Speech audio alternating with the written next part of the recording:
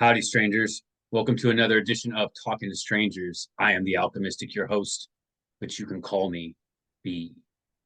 Now, today might be the most important episode of Talking to Strangers we've ever had. Guy that I've really connected to. My guest today, he's into crypto, he's into AI, he's into all kinds of technology. My guest today is Alex. Hello, everyone. Thank you so much, B, for having me on. Absolutely, man. You and I, we really connected at this party at Cinco de Mayo. Now, we've known each other for a little bit through a mutual friend. We've kind of been in the periphery of each other's lives and never really like sat down and chopped it up. But this past Cinco de Mayo, we really, at this party, connected on a level where it's like we saw each other. We saw each Yeah. other and we recognized that we're both on a very similar path and that maybe that our missions are kind of combined. So I wanted to get you on the podcast today. We've been talking a lot lately. And let's just start off. The first question I always ask is, what's your story? So, Alex, what's your story? Let the people know who you are and what your story is. Man, that's a loaded question. So what's my story? I'm from Miami originally, and I moved out to Los Angeles in 2011. Um, before that, let's see here. Man, that's a great question. I usually don't tell people like the whole story, but I figured, this since we're kind of bringing awareness to some things that are very important. I think it's important to understand the full story, right? The full scope of things. So pretty much like growing up, wasn't really like the most popular person, right? Wasn't really like the most sought after, wasn't necessarily the most athletic. Shit, I wasn't even really like the smartest, really. In fact, I was actually pretty lazy when I was in school. Um, and I did try like some sports and stuff like that, but as I got older, I remember when I was 12 years old, I started smoking pot, right? Um, maybe some people out there could relate. I don't know when anyone else started, but I started pretty young. I started 12 years old, and I started at um, 16. That was my start. okay, so pretty young, pretty young. I know some people started much later, but pretty young. So that was me in like middle school and high school, and then pretty much fast forward to like high school time, high school era. I moved to California. My senior year. My mom was a single mother, so she moved back and forth a lot, just kind of going wherever she could afford to like live and provide a decent household for me to go to a decent school. And so come senior year, mom moves to a part of Miami called Carroll City, and I was like, screw that. I'm not gonna go to school there. I'm gonna get jumped every day, I'm gonna get beat up, whatever, like just the worst, just thinking just really dumb stuff. And so I told my mom like I wanted to move to Cali. I wanted to get out of there, and I emancipated myself. And at 17 years old, I moved to Cali. I went my senior year in LA, and I went to continuation school where I was advanced by California standards. I had more credits than I needed to. Well, I almost had more credits than I needed to graduate. I only needed like two or three classes. So they asked me if I wanted to either go to Granada Hills, which was from where I live in near Pasadena, was like I don't know, like 45 maybe minutes to an hour drive in a bus, or if I wanted to go to continuation school and just go to school part time and just kind of like get my credits that way. And since I was living on my own and living with my brother, I was like, well, screw it. I'll get a job and I'll go to school and I graduate early. So did that, and then at the age of this is at the age of 17 now. And then during this time frame, got introduced to heavier drugs. Right. So now I'm doing crystal meth, and so that was like 17 years old, right? And graduated early, and spirit told me, I was like, you know what, dude, I'm like, you got to get out of here. This is not a good environment for you. So when I graduated, I made sure that I didn't even wait to go to like walk down the stage. I had to mail me my diploma. I said, screw it, I'm out. And I left. I went back to Miami, and they mailed me my diploma, and later that year I started college. So now mind you, I'm back in Miami. And I'm, I'm working, doing stuff, and I got bored. I was like, I wasn't fulfilled. I started working a job. I believe I was doing valet at the time, and I got a car, got myself wrapped up in like some debt, and eventually the debt overtook my school, and I had to drop out of school because I had to work to pay off my debts before I could even, you know, finish school. So that didn't really work out that well. So now it's back to the drawing boards, right? And I'm like, oh, what am I gonna do? So anyway, at this time I was dating this girl, and her friend was a stripper, of course. And so her friend was like, oh, I can get you a job at the strip club, as a bouncer. And I was like, all right, well, whatever. So got a job as a bouncer at a strip club at 19 at probably it was like a 40,000 square foot facility. It's called Tootsie's in Miami. It's like the biggest one down there. And during that time frame, I met a guy who was a DJ at the time, and kind of started talking. He asked me if I did any ecstasy or any pills like that, and I was like, no. Oh, actually, at the time I did. I take it back, I did. And he's like, oh, cool, I'm a plug. So I got myself a DJ friend that was a plug. Great. And so that was like the beginning of like a really, really weird time frame for me, because after I started working at the strip club and I made this plug, in a very short amount of time, I became one of South Florida's largest suppliers of narcotics, and ecstasy, acid, cocaine, weed, all this stuff, right?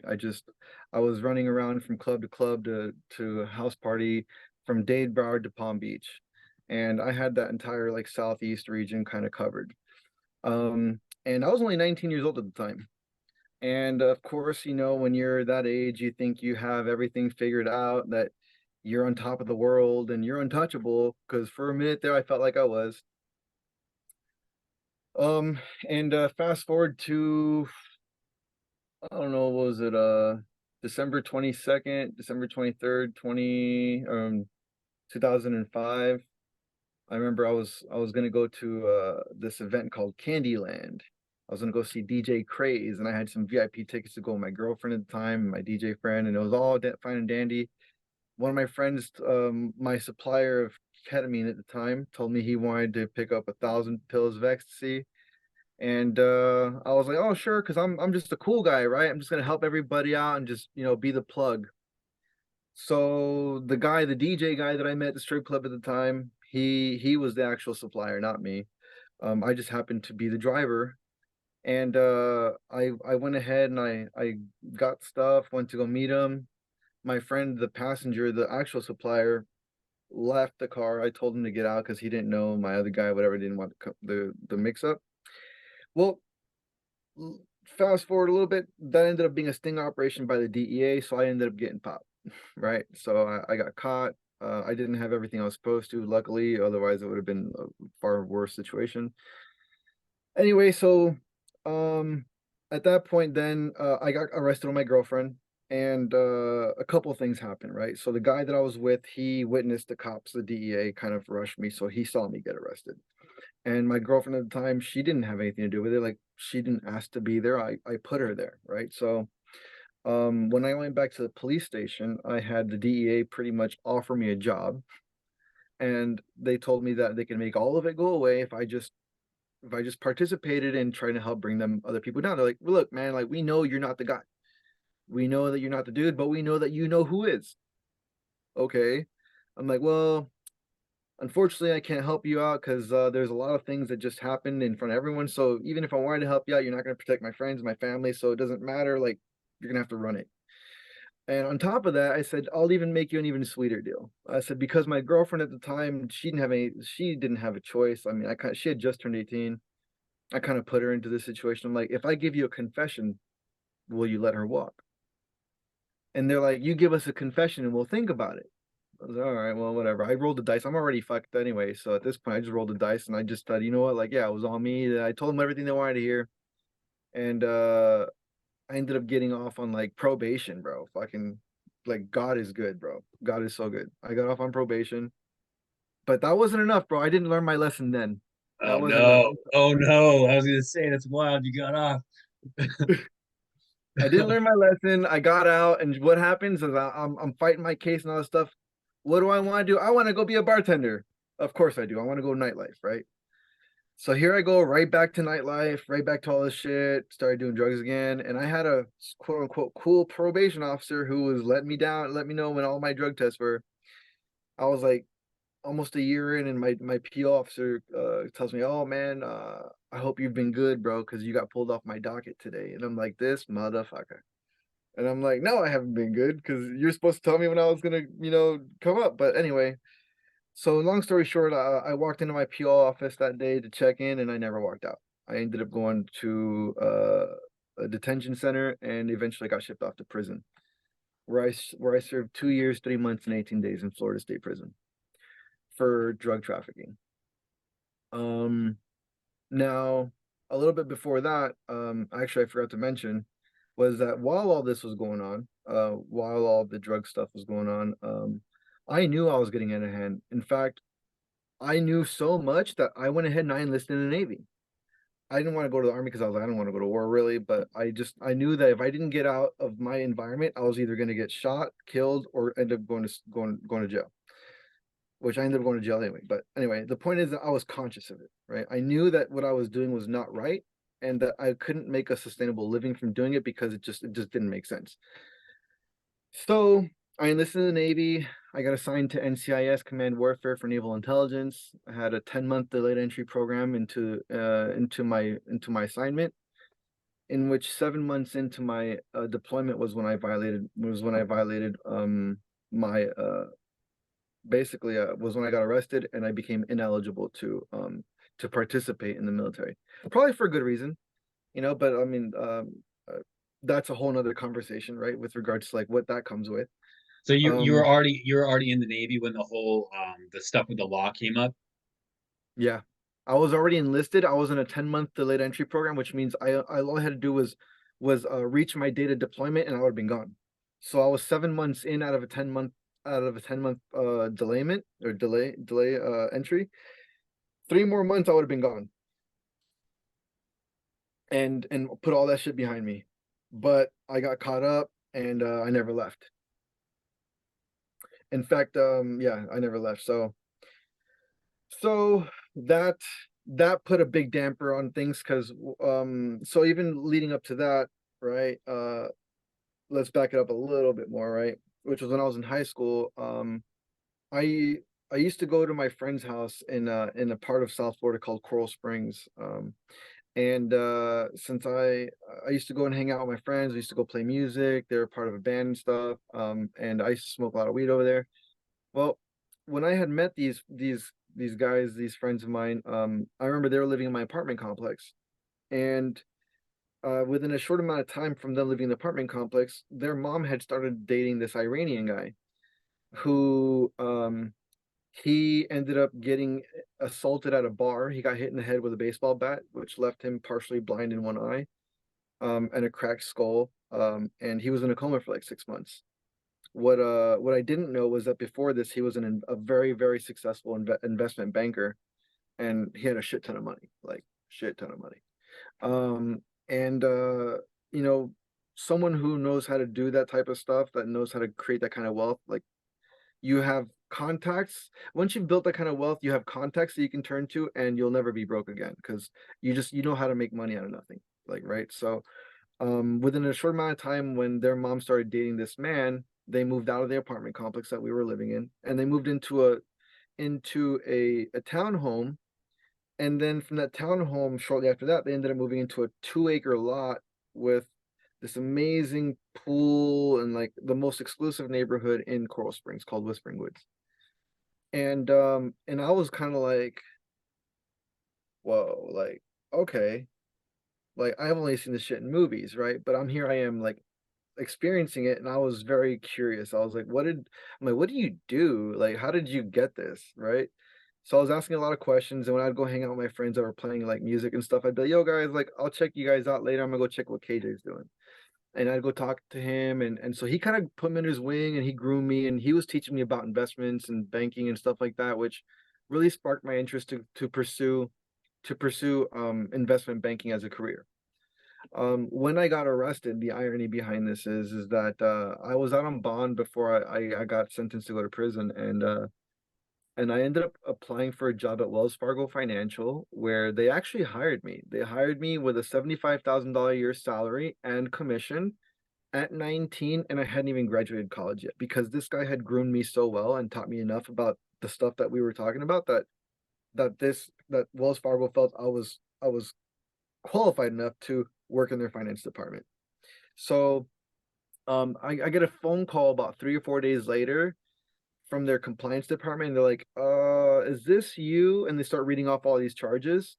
And I was like, yeah, that's me, but I'm still fighting those in court. And like, well, good luck with that. We can't hire convicted. Oh, I'm sorry. They said we can't hire convicted felons. And I said, oh well, that's perfect because I'm not convicted yet. I'm actually still fighting those charges in court. And they're like, yeah, good luck with that, and hung up on me. And so at that moment, I realized like, okay, so my plans to become an investment banker was out the window. That my plans to work in a corporate job, my corporate 9 to 5 job, was out the window. In fact, I realized that a lot of things that I worked that I was planning on doing were even the military was no longer an option because at that point I had already disqualified myself from even going, especially into an intelligence position. So I'm 19 and I completely destroyed my life before it even began. So um fast forward, I get out of prison and I was more lost than anything. I wasn't necessarily that bitter or angry. I had time to cool off and kind of like really assess things and think about how things affected me and what my role in everything was because I couldn't just play the victim like, oh, poor me, this happened to me and I'm the victim. No, no, like I'm not the victim because I knew better, right? So, and a lot of the stuff that um that is necessary to have a healthy perspective of our reality and of our environment is we have to be true to ourselves, okay? Um, because if we're not, we're just projecting a skewed version of our own reality. And so people never like looking at their own selves and be like, yeah, that was my bad. Like no one likes doing that. I don't like doing that. But I know that when I do that, I release a lot of things that I'm not holding on because it's not me living a false sense of reality.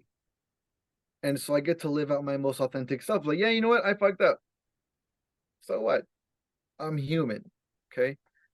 And Accountability, so accountability is very uncomfortable because it requires that release, right? Like we're holding on to this, like you said, the victim mentality of like, oh, the world's against me, or oh, look what happened to me. But it's like like you said, you at least have the perspective to see that you fucked up and to see that you're paying for your fuck up, and that it is what it is, right? And I feel like that's probably why you were able to bounce back from a situation like that, where some people might go right back to crime and get right back in jail. right. And so I identified really early on, first of all, even the person that's because I got set up, right? It's not like I can't say that I fumbled myself because I got myself into a situation that got me set up. So it's like, yeah, that was the fuck up. But someone put me into a planned operation where they deliberately were planning to bring somebody down for something, and I put myself into that position that I became the target. Now, I can tell you that when that event happened, I remember this guy that set me up. He was introduced to me from a family friend, and I remember the look on his face and the words that came out of his mouth when he asked me, "Where's your friend?" And I said, "Oh, he's inside the club." And he goes, "Oh shit." Like I remember that vividly because that let me know right then and there that that event that night wasn't for me. I was supposed to get the other guy, right? It's supposed to get the It's supposed to supplier. get the other. It's right. It wasn't for me. But God says no, it's for you. Because I was out of control and he wouldn't have put me there if he didn't think I can handle it. So, and the truth is, a matter of like if I didn't go there, like I would have probably either gotten shot or killed because it was only getting bigger. It was only getting more money, it was only getting more dangerous. And I didn't know my limits, right? I was just taking more and more risk for no reason. For no reason. Well, I mean, you're only So 19 too, man. So you're making 19-year-old guy mistakes. Especially, you're probably making a bunch of money. You're successful in what you're doing and trafficking the drugs. So like, it only emboldens you further. And at that age, you don't. It's hard to learn lessons. It's hard to learn lessons, and then, like even with your own intuition, that was probably telling you, hey, this is not. You obviously had your intuition because you joined the army or you joined the navy. So there's something inside you saying, hey, dude, this isn't the right spot for you, but we're pig-headed, we're bullheaded when we're young. We think that we're fucking invincible. We think that, oh yeah, I'm gonna just keep going. You hear God's voice telling you blah blah blah, whispering in your ear, don't do that. But it's like, fuck it, no, I'm gonna do it. Like you don't know any better because you're like, just a kid, and those are the lessons that bring us to where we're supposed to be. I'm sure looking back at it now, that was a fated event in your life that made you who you are today. 100%. And I will say that I hold no regrets for anything I've ever done. Um, I do feel bad if I've ever crossed or hurt anybody that didn't deserve it, right? But I don't regret anything that I've experienced because exactly that because I did walk away from learning a lot of lessons in my life that has made me the person I am today, and I'm extremely proud of who I am today. So I'll never talk that down. Um, but so that was all the way up, and mind you, we've talked a lot, and I'm only up to age 21 right now. That's fascinating story so far, man. You're the first guy on here that has gone to prison for trafficking drugs, that's for sure. But like we've all had our dark times. We've all been through things similar, maybe not to that extent, but like to different extents of like I've had my own crazy shit that's happened that's because I was too dumb to read the writing on the wall and pivot when I was told to pivot by the universe, by source. And I ended up in a pile of shit and stinking. And it's just that's how God teaches us. God teaches us. And I think that those are things that forge us for the mission. The mission that we're both on now is like we fully see and hear God's voice at this point and have integrated that frequency into our daily lives. Whereas before, when we were younger, it's always been there, right? It's always there. And it's something I try to tell people on my social media and the podcast is like that voice is there, right? It's always there. And it's just a frequency you have to tune yourself into. And a lot of people have tuned it out, pushed it out. But like, viewers at home, that it's been there. You could like it's touching you right now. I know it's touching you right now. Like, yeah, I've been here. It's there, and it's all about tuning your frequency into it and being willing to listen to that uncomfortable voice that makes you be like, oh crap, I gotta change. It's just at some point you gotta change, or that shit is gonna keep hitting you until you Yeah, finally realize, okay, I was the problem all along. absolutely, absolutely. Like, beautifully said, beautifully said. And so now, mind you, like I've pretty much gone through this like boot camp type situation. I've gone through the school of hard knocks. I come out, I'm a little broken. Obviously I've gone through the system. Their job is to reform you, or so they say. But anyway, that's a whole nother topic. So I got out, and here I am trying to make it happen. Um, I remember I got a job at Little Caesars as assistant manager. They hired me and everything, and then like a week later, they call me into the office and like, is this you? And like looked at my charges. I'm like, yeah. Like, well, we're not gonna fire you, but we're gonna have to demote you. You can keep your pay though. Like, you just can't have any key access to like the stuff. And like, why'd you lie? Why'd I lie on my application? They asked me. Well, let me tell you how long it took me to get that Little Caesars job, homie. It was at least 8 months. And that's because I was honest on all my applications. And guess who wanted to hire me? Nobody. So I got to the point where I almost broke down in tears. I was like, you know why I lied? I'm like, because I was honest to everybody and no one freaking called. So I'm sorry if you guys feel like that I lied to you, but I'm like, what did you want me to do? Like, I was put in this position, like I need to do something. Do you want, like, I'm not gonna go and try and go back to the hole, because that's exactly what happens, right? Which is you end up going back in the hole because you have all of society turning their back on you, saying, no, you're not good enough. Or when they figure out what's going on, like, oh, they try and take things from you. Say, bro, all I wanted to do was participate. I just wanted my fair chance at doing something, but you didn't give me that chance, so I had to take it. And that itself is like, I think the foundation of, I think they call it recidivism, right? Where like people become, once you're in the system, like people keep cycling into the system because like they find that the world outside has shunned them and won't give them an opportunity, won't give them a chance because they judge, people like yourself.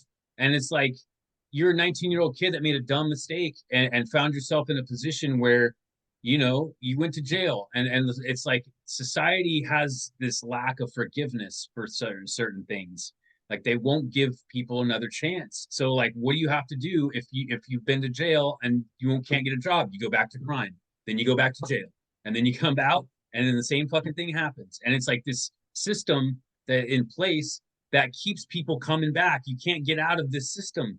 And it's one of the like how many like great people have been caught up in this system through stupid mistakes. I'm sure you've met a lot of great people in prison who had probably been back several times because of this very thing where like society won't forgive you, they won't give you another chance, and Bro, you're fucked. sorry to cut you off. Let me tell you how ridiculous it was, bro.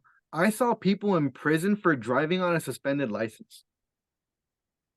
Tell me, why does someone driving on a suspended license deserve to be locked up in prison with somebody who killed or raped or murdered somebody? Like, what the fuck is going through people's heads? Like, that's not even a relatable crime. It's a business, dude. It's a business. These for-profit prisons, they make more money based on how many people are in there. That's why we got, weed is legal in California now. Like, but how many people are still locked up for weed offenses from like 15, 20 years ago? Because they were selling back then. And, now it's like the local dispensary is selling. I can walk in and grab an ounce of marijuana and no questions asked. No one gives a shit. But there's a dude in there in the fucking prison right now who was selling ounces of marijuana and got caught up, and now he's still stuck in there. And it's like, why haven't we let these people out? It's because it's profits. They Right. make And he, money for the toiletries and the food and and then they buy the lowest level of shit to give to the inmates and then keep that profit. And it's fucked, man. This country's prison system is like, it's like we have more incarcerated people, I think, than the rest of the world combined. And I that's think you're absolutely right. it's insane, and it's something that needs to change among many, many, many other things. Right. As we And will get so, into. and if we're bringing awareness to mental health, like, that's a really big fucking factor right there. That's a really big factor. Because you know what? That does not help anyone be in any type of state of mind that can function. There's no fucking way. You're literally set up to fail. Literally set up to fail. And not everyone is that strong or that powerful or even has that support system that can help them out of that. Me, I got lucky. Like, when I got out of that situation, I had this beautiful, beautiful human being that saw me for, I guess, saw me for what I was on the inside. I don't know what she saw, but she's a beautiful soul. She's an angel, and she put Humpty Dumpty back together with lots of love, man. It was a lot of love. I mean, and even to the point where, like, at some point she ended up like she ended up proposing to me, which ended up scaring me. She was a little bit older than me. She had kids. I didn't. She proposed to me, and at the time I was like 22, 23, I think. I don't know. I think I was like 22. And I was like, you know what? Like, it's not that I didn't love her. I loved her tremendously. Like, she put an enormous amount of work into me, but I didn't know who I was at the time. And so, like, for me to accept, she made good money. She was like, you could just take care of the kids at home, help me take care of she trained canines, she trained dogs, police dogs, ironically enough, police bomb sniffing dogs and like drug dogs. The irony behind that, right? Yeah. I'm telling you, bro, like, you can't make this shit up. And so she told me that, and I was like, I can't. Like, I would love to, but I can't. And so I ended up leaving Florida and I moved to LA in 2011. So that's how I got out of Miami, right? So now that's the first half of my life. And So I arrive in LA. I skipped over a lot of things, like if people want to know, they can always reach out to me like, yo, how'd you do it during this time? But I skipped over a lot of stuff just because I want to keep it moving. Um, during the time from when I was like fighting my case and everything, I helped my brother start up a logistics company, third party logistics company. So um in 2011 when I moved back out to LA, I helped him manage that business for a little bit until like things got a little bit rough. There wasn't enough money coming in. And so I decided, you know what, like screw it. I wasn't happy with the business. I wasn't happy with the lifestyle. Yeah, I got to do whatever I wanted, but I was married to the phone. If a customer called, it was like I was my client's bitch basically, and I was like, I don't want to just cater to somebody else 24/7. I want to be able to have systems replace my ability to show up because I don't want to I just wanted to relieve myself from being in a physical job, right? Which is I have to backtrack a little bit. So when I got out of prison and I was trying to figure out, what I was gonna do as I was getting all these really shitty jobs, like Little Caesars. Not saying that it's a shitty job, but it's like it was a job that got me through, and I knew that I could do more, but society wouldn't let me, right? So um during this time I went to go work at a marketing agency for a little bit. I ended up getting a plug at this marketing agency, and they they did like websites, they did flyers and stuff like that. And it had occurred to me, I'm like, I want to build a website. I want to just go completely like no brick and mortar. I just want to do online eBiz, right? And this was during the .com era, like the eBay boom and stuff like that. And no lie, dude, my fucking first ever website that I bought was in English and in Spanish. It was one website. It was 1000ebooks.com. Okay. And in Spanish it was mil reportes, it was like 1000 ebooks, 1000 reports. Bro, you wouldn't guess what company was uh was dominating that space at the time. I wonder if you can guess right now. Amazon. Yeah, bro. Amazon was my competition. Fucking Bezos, right? This was back in like 2004, 2005-ish. And yeah, so I started doing the 1000 ebooks. I failed miserably at that. It didn't do anything, but I set up the website, I did all the stuff. I even got the product up. I wasn't really good at the marketing part. So I was like, oh, so there's more to learn, right? Anyway, so that was my first ever website. But I learned how to do websites. So okay, so then this is even better, bro. So I go to my boss at the time. I'll just call him D in case he sees this. I'll protect his identity. And I asked him, like, hey, you know what, dude? I want to build a website. And he's like, I'm kind of busy for that right now. Why don't you ask the guy upstairs? So whatever, like I go and I thought he was like whatever. He was kind of brushing me off, It's kind of like, oh, like cool, whatever, dude. Like just go ask like don't waste my time. Just go talk to the guy upstairs. So I go upstairs and I knock on the door, and the guy's name is fucking Jesus. Okay. So I go and I ask Jesus, I'm like, hey, Jesus, like D told me that I can come by and ask you to help me build a website. And so I told him about what was going on. He's like,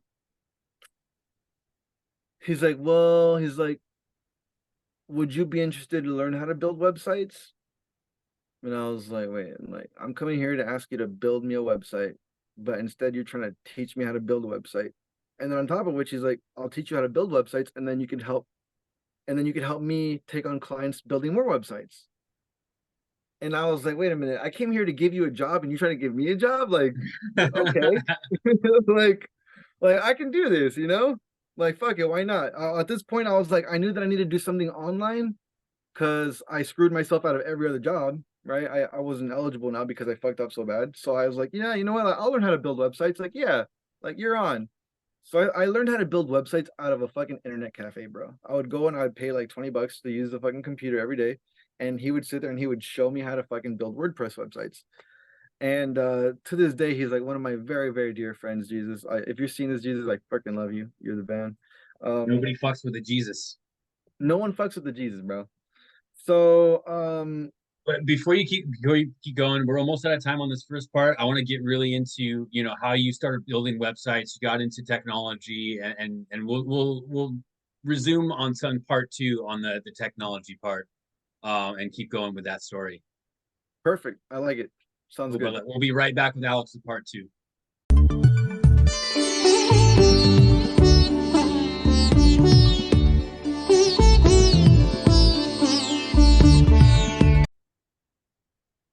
And we are back for part two with Alex. Now, when we left off, Alex, we were talking about how you're getting into building websites. So go ahead and just kick off where we left off. Perfect. Yeah. So,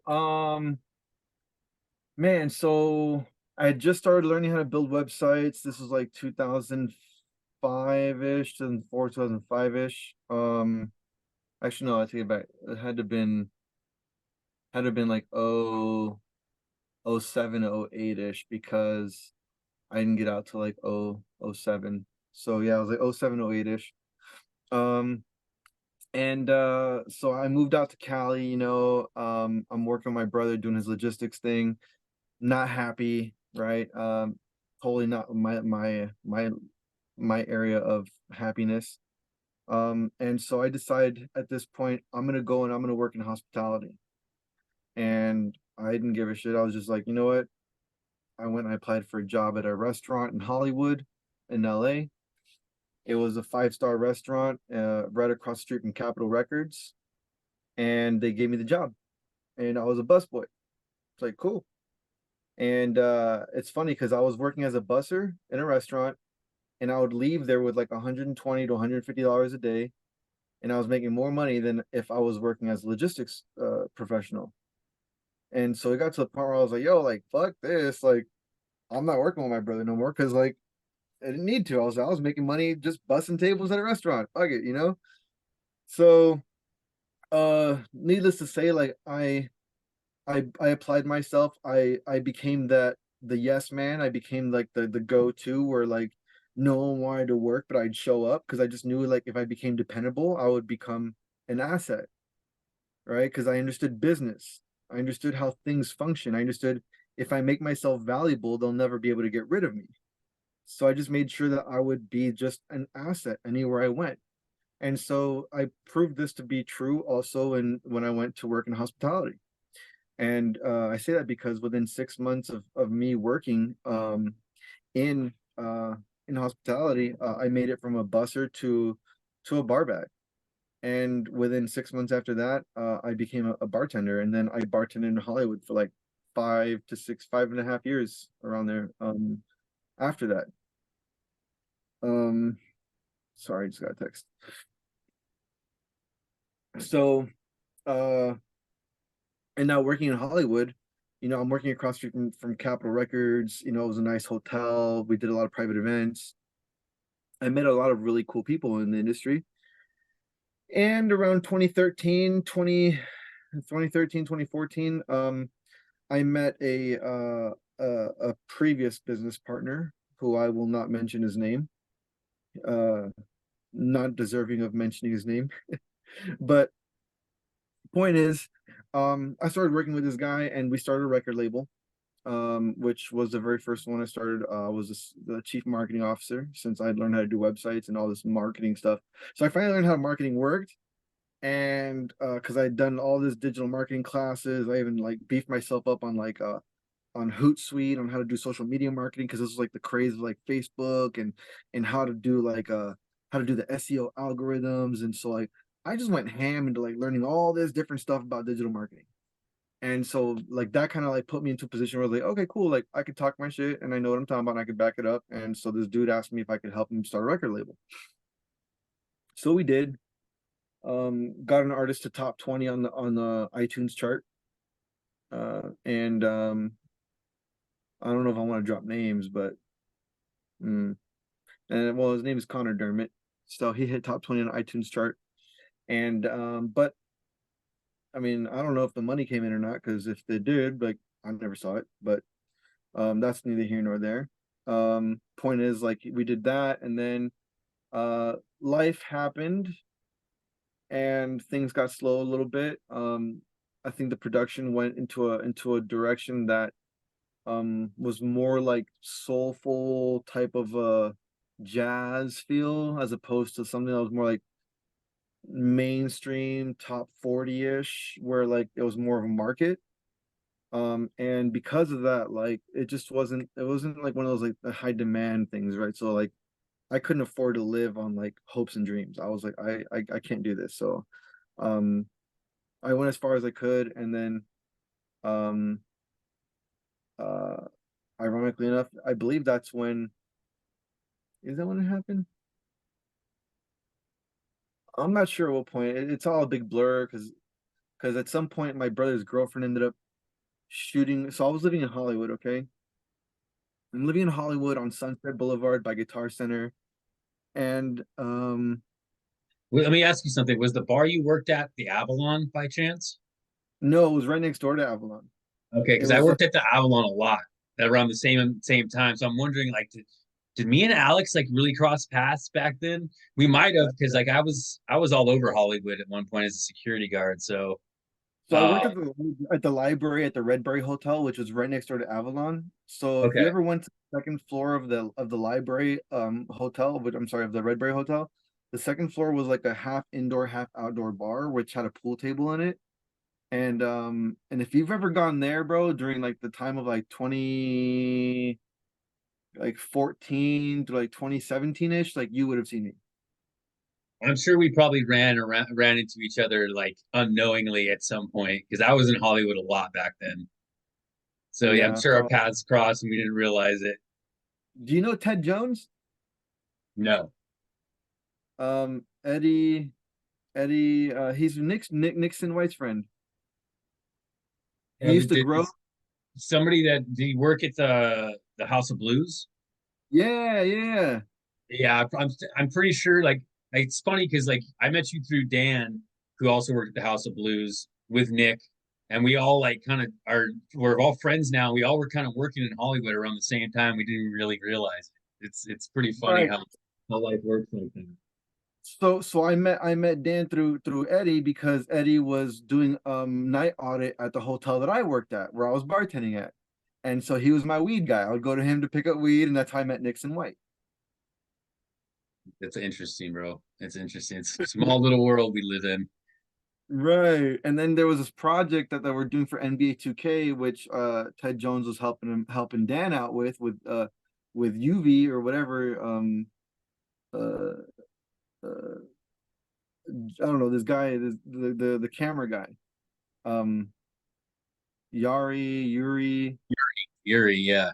Yuri. Okay, so I met Yuri. He was working on a project with Wade, and so I was on the NBA 2K thing that they were trying to do, and so that's how I met Dan. And then like it turns out that he lived in Eagle Rock, and so I needed to ride home, and he was like, "Yo, I got you." So he took me home, and he's like, "Yo," like he's like, my sister used to be at your house, like next door to your house, and I grew up pretty much like in that house next door to your house, and like my house that I'm at now, like my it's been in the family for 40 years.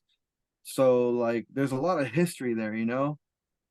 So I kind of felt like this like connection, this vibe is like, oh, he's been around for a long time, you know? So that's kind of how the relationship developed, you know? That's interesting, But bro. I'm actually I might be meeting up with Wade and Nick this weekend. I'm trying to set up a meeting. I don't know if you want to come along.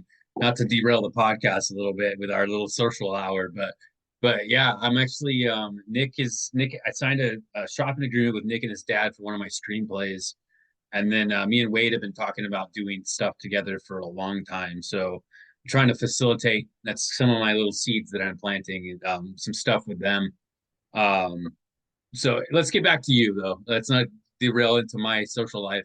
Let's get back to you and your story. With the you're well, this doing is part of the story. your bartending. Yeah, Yeah, so I'm bartending. So this is all part of the story, because this is kind of how this came to be, right? yeah, Um, Around that time, that's how that is actually, we just went down the rabbit hole of how this came to be, right? Because yeah. as You and we I, were, you can our connections with each other. yes, exactly. So I'm doing that, you know. So I was living in Hollywood by Guitar Center. If anyone knows where Sunset, the Guitar Center is, I was living right next to that. I was actually living right above Sunset Grill. I'm sorry, Aroma Bakery, the Aroma Cafe. And so my brother's girlfriend at the time, I guess him and her got into some sort of argument, and she pulled his gun out and like shot at him. She didn't hit him, but it went through the wall of the apartment into the next door neighbor's apartment.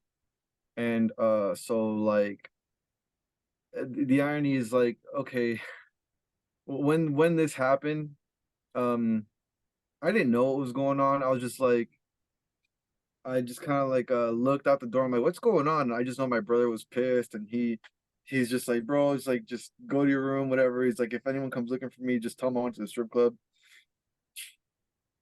And so he disappeared. And so I went to bed, and like shortly after, like I had my music playing loud. All I could see is like the freaking police helicopters out, and then I hear fucking police at my door, and I'm like, I'm not opening that door.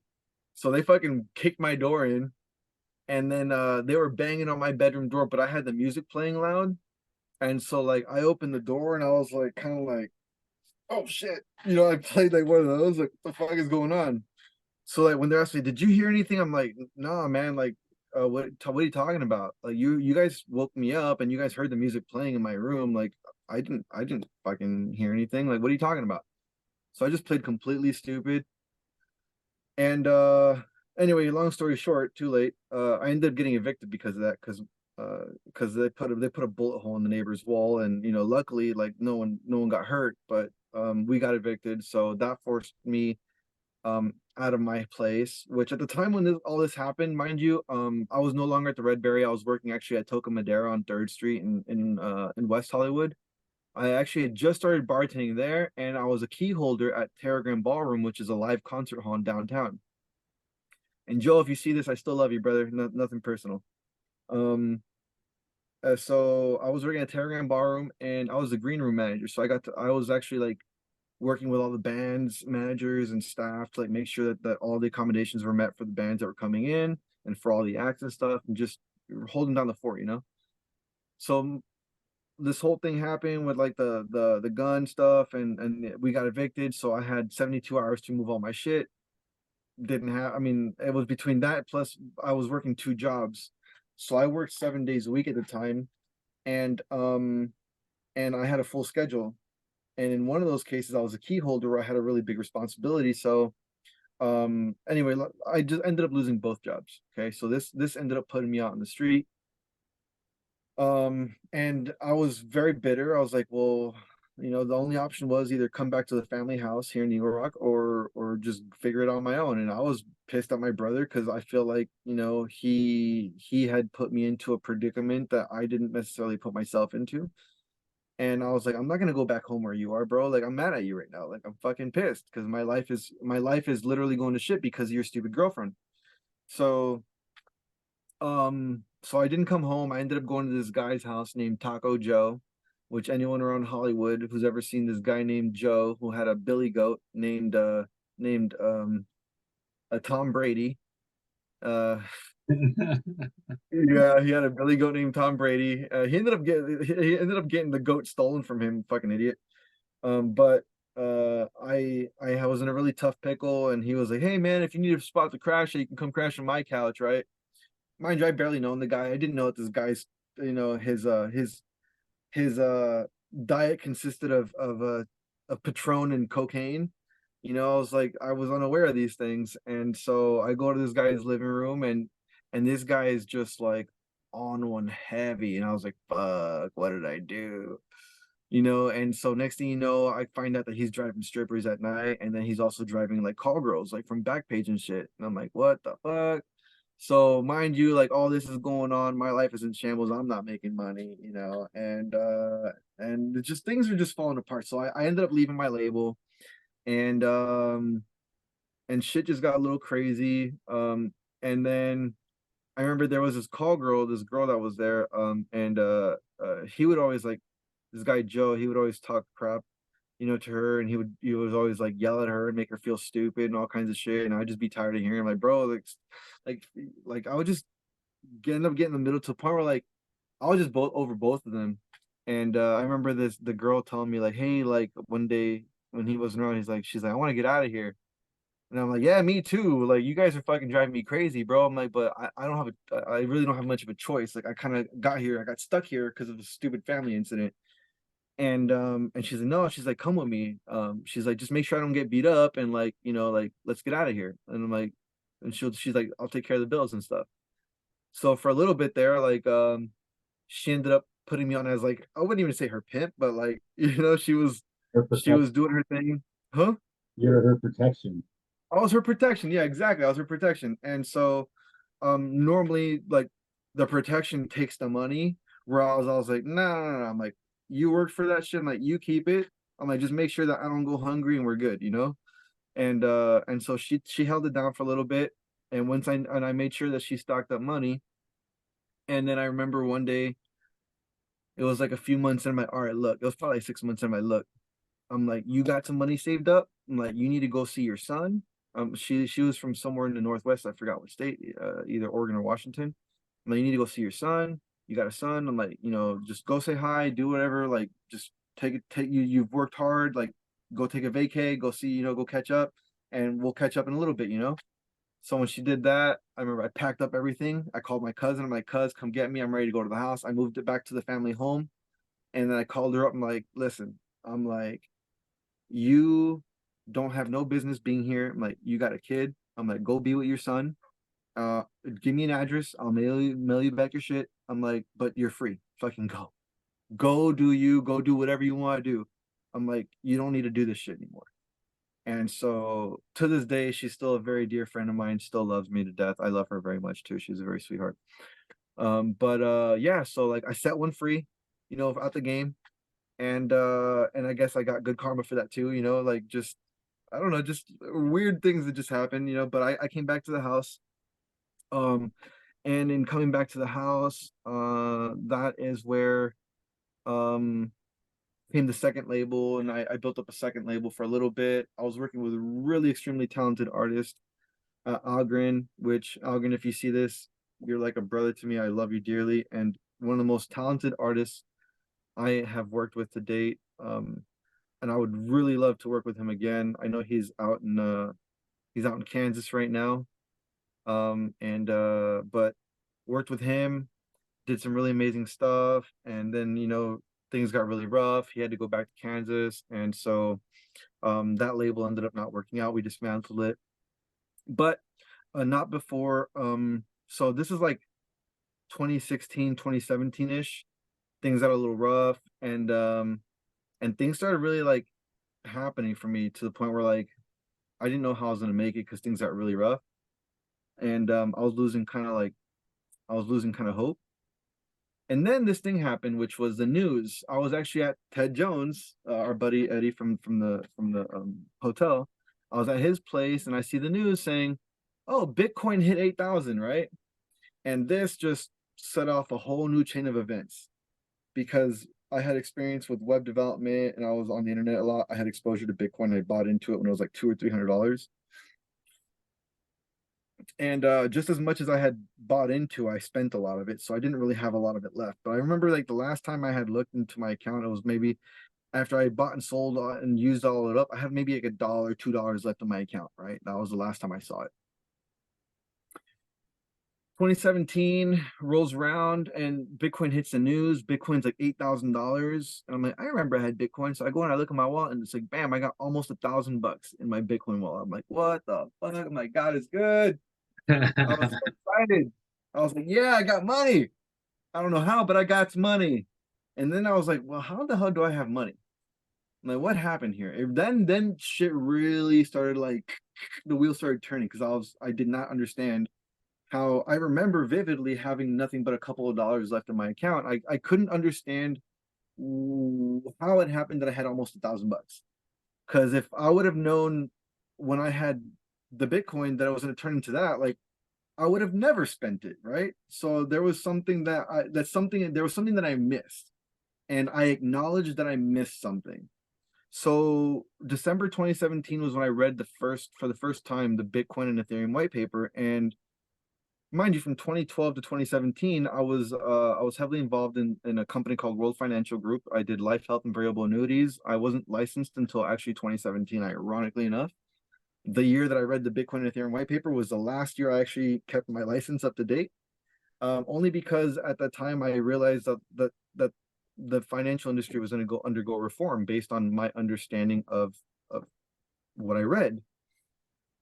So so all of a sudden I have this big mind blowing moment, like, okay, blockchain is going to change the world, right? And I didn't understand how, but I understood this. I knew for a fact that I had fucked up my life so bad in the past that I just saw the golden goose opportunity. And I was like, oh my God, no one knows what this is. No one gets it, but I do. And if I can master this one thing and know as much as I can about this one thing before anybody else, I'm good. It doesn't matter how much I fucked up in my life, I'm gonna be good because this is fucking huge. I saw the opportunity as being, I saw the opportunity being bigger than the internet since the internet came to be, right? Because even bigger than the internet, even to access the internet, you need money. But if money undergoes a change, it doesn't matter if you understand the internet. If you don't understand money, you don't understand anything. So um everything on this and everything that we interact with has to deal with money, and money is energy. Hmm. So when we understand these things that are happening, at the time I didn't know what I know now, obviously. I just knew that I was onto something that I needed to pursue further. And that is when I gave up everything. I gave up all my label stuff, I gave up all my working stuff. I had made enough money bartending that I could take time off and just focus on me, on studying what I had stumbled upon. Um uh oh, so anyway, so after I got the $1,000, whatever, and I started reading the white papers, I ended up getting a couple gigs. I ended up getting some gigs back to bartending again, just to keep me going until I figured out what the next step was. But once I had that stuff figured out, like I had just enough money saved up, and I just went to doing deep research, right? And I also had to lean on some family. I had to like ask a lot of leniency and support from my family, let them know that I wasn't just eating shit, that I was actually studying, trying to fix a problem that I had discovered, I stumbled upon, and I showed them, I showed them what I had discovered, and I said, this is what I'm trying to do. So if you could be a little patient with me, like I'm just trying to build something right now, so I was very transparent. I wasn't, trying to hide stuff and just trying to like, oh, I got this or whatever. Like I had to communicate because in society you have to collaborate with others, and if you're living in someone's home and you're not really collaborating with the bills, or if someone's carrying the bill, like they're going to want to know why am I carrying up for your, why am I picking up for your slack? And it's not necessarily that I'm slacking, it's just I'm applying my energy into something else. That if you can go down this route with me and we can make this investment together, you keep doing what you do, I do what this do, and then I promise that I'm going to make this worth your while, because I'm going to pursue this to my max, right? To the point where plan B is make plan A work, which plan A is to make this thing take off so I could pay you back for everything I owe you, and all of your patience and leniency and all this other stuff, right? For just part cooperating. So so this was kind of like what was done, and so I managed to sort out my living situation so I could do this research. I ended up in this process dating a girl who became attacked at some point by hackers. So I went to the FBI, and I tried to report, what was going on. The FBI didn't want to hear it. Reported stuff to the FCC, the uh, federal. I don't know. It's the people who handle the communication stuff, the digital stuff. They didn't do anything, and so I was forced to take matters in my own hands. So I learned how to do cybersecurity, and because I was trying to protect my loved one, right? I love my girlfriend. I wanted to make sure she was safe, so I learned how to do cybersecurity. And in doing that, I also learned how to build my own operating system. Because in order for you to do cybersecurity, you have to know how systems work. And so by definition, I was forced to learn how to build an operating system. And so in doing that stuff, um, while I was doing all my blockchain and artificial intelligence research, I also ended up discovering, when I was going up against several VCs trying to pitch them on my ideas, that the problem wasn't the technology that I was working with. The problem was the understanding of the technology that I was dealing with, right? Which even though Bitcoin and Ethereum are like 2009, 2013, 2014 technologies, even at 2016, 2017, or actually so even 2018, um, even now, 2025, people are still like, yeah, that Bitcoin stuff, people still don't fucking know. It blows my People mind. have no clue, man. And I was lucky enough. I don't want to derail your story, but I was lucky enough during COVID where I've been deep in rabbit holes basically my whole adult life, and so conspiracy guy and was looking into deep rabbit holes, and one of the things I stumbled across throughout my journey is cryptocurrency, Bitcoin, blockchain. And I was following this guy, the Dollar Vigilante, Jeff Berwick, and this is around the time of COVID, and then COVID hit, and I was able to get unemployment. I was like 3 months into COVID, and I had been doing Uber and as an independent contractor, and then I found out you could apply for unemployment. So I did that, got 3 months of back unemployment, 12 grand, just dropped in my account. And I had been listening to Jeff Berwick talk about Bitcoin, how it was going to pop. And this was when Bitcoin was at like 17,000. So I invested, a lot of that 12,000 into Bitcoin, and then boom, it popped up to 66. So I like quadrupled my money and was living off of that Bitcoin for pretty much most of the pandemic. I started this podcast during the pandemic with that money, and so it kind of just, and that was what caused me to get into it and like really like dig into it. Definitely not as deeply as you, but I see how the value of it, right? And the privacy of it, and I understand money now. Like I never really understood that money is like a current of energy, right? And it's something that's kind of kept from us so that they keep us at this low level of vibration, and we never realize that money is actually energy, and that you have to raise your vibration and your frequency in order to attract it. We're always just on this hamster wheel, running, chasing this energy, giving up our energy, our vitality, our energy, and our time, which is what the money really represents. It's a representation of what we've given to receive it, right? And then we trade it for goods. And it's really just this middleman. The money is the middleman for energy. And once you really come aware of this, then you can unlock that next level of abundance and prosperity. So anyway, that's how I got into Bitcoin and how I feel like cryptocurrency is a better representation of money than what we have currently, which is some like woozle wazzle. It's a woozle, it's a wazzle. Ever since they took it off the gold standard, Nixon took the money off the gold standard. They started printing it ad nauseum, which 40% of all liquid cash was printed during the pandemic, and it devalued all our currency and created inflation to where gas is now almost $6 a gallon, food's more expensive, and it's $12 for a fucking burger. Like this is stuff that I understand. I saw it coming, right? Because we understand money and we understand how this shit works.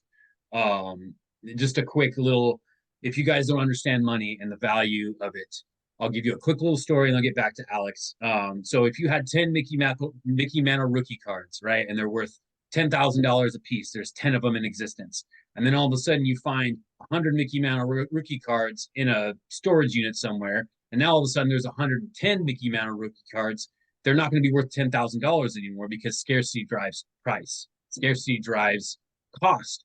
So now since there's 110 Mickey Mantle rookie cards, it's going to drop the value. And that's the same way that money works. They printed 40% of all the money that exists, and it devalued all the money that already existed. And that's why we're in the fucking shit place we are right now with the economy, because the money is worth less because there's more of it.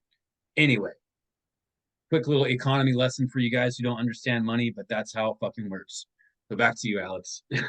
Hold on, I need to add a reaction to that. I absolutely love that because that was a way better explanation than I would have given. I would have given a really nerdy, drawn out explanation that was really concise and to the point.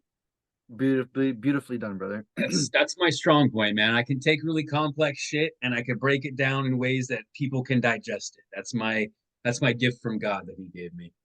Amazing. We're gonna have to work on other projects then because I have a lot I need to say and I need to find a way to like just let it all out, right? I'm your just funnel, buddy. I'm your filter. I can do it. I can That's awesome. consolidate massive amounts of really complicated information that other people don't understand, and I can break it down into the brass tacks and just hand it to people.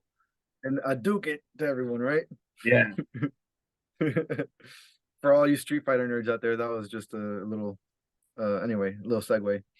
But so mind you, like this is like 2018, 2019, right? So I've undergone a lot of this understanding. I mean, mind you, when I tell you I quit my job and I quit everything, I didn't just quit working and like do research. Like I did I did what would be considered like grad level research, PhD level research. I'm going to give you an example of the kind of research I did. In 2017, while MIT was writing the book, okay, in 2017, while MIT was writing the book on a new field of science they call econophysics, I had already learned it. And MIT was the first university to offer this course. So just to give you an idea of just the level of how ham I went in the paint of trying to understand this data, that I even coined, I haven't coined it, but I probably shouldn't say it, but it doesn't matter. It's the study, it's quantum sociology, right? Which is the study of people, the interaction of people at quantum or nanoscale, which my goal was to figure out what the value is of our social interactions, right? Because our communications right now holds a societal monetary value, right? Because right now we're actually having a conversation. We're giving some people alpha, we're giving people intel knowledge and things on how to pursue and how to achieve different milestones in their own life and how to perceive different challenges in life. But if you and I, which I have no doubt that we're going to do really amazing things together, when those things do come to fruition, we can actually go back into time and to find out how much value this, not just this meeting, but our initial encounter way back when we first met, even if we didn't do anything back then, when we get the technology rolled out that I'm talking about, we're going to know exactly what that value proposition was when we first met, how much value you and I generated for society together based on our collaboration on when we first met. We will be able to quantify that based on the technology that I'm speaking to you of that I'm currently working on now. So, but a lot of that stuff didn't come from me being born with this gift. Like, in fact, I got really bored and passionately curious. I was just like, you know what? Like, something isn't right. And when I realized that the money system wasn't right, that was when I realized I'm like, okay, not only is the money system not right, but when I was going to VCs and trying to explain to them this stuff, like I realized the technology wasn't the problem. The problem was the understanding, right? Because no one could afford to pay attention because no one understood shit, no one knew shit, because no one cared to understand things because they didn't see any benefit in learning. So I realized like, well, this is a really big problem because people don't see things and they don't know that they're going to get sideswiped by this really big fish or giant like whale we call blockchain. And if they don't start to embrace this stuff, like they're going to get left behind. So I said, well, how can I incentivize people to give a shit when in an environment where no one cares? And I said, well, what if I paid people to learn? Would that incentivize people to care? Like, what if your job was to just learn new shit? Like, it's not even to do things. Like, forget about doing shit. Like, we can have machines do stuff. Stuff will get done everywhere, right? Stuff always gets done. But the machines can do the stuff that the humans don't need to do when the humans should be focused on other things. And I say this because when I started doing this technology stuff and I realized that I was really advancing in my knowledge, I said to myself, like, you know what? Everyone was rushing to automate and automation was a thing. I was like, I don't want to automate. That's just me being part of the rat race. That's just adding to the wheel of everyone else wants to get there. I said, what's beyond automation? What happens when we automate everything? And then I was like, that's an interesting concept. What does happen when we automate everything? What do we do when human beings don't have to do anything at all? And then I Yeah, because really like started. for the longest time, sorry to cut you off, but for the longest time, like human society has been built upon production, right? Like what do you produce? What do you do? Like that's the question you ask somebody when you first meet them. What do you do for a living? What do you produce? Is in other words, like what is your job? And like our whole society is built on production. Like your value in society is built on your production. And now we're in this state where technology is going to take over production, right? So we're going to have a whole bunch of people that are left in the wind because their units of production are going to be done by technology. So it's going to, like you said, people are going to get left behind if they don't understand the shift that we're in right now in society. We're in a shift right now where technology is going to take over production almost completely in most fields, right? And you see it.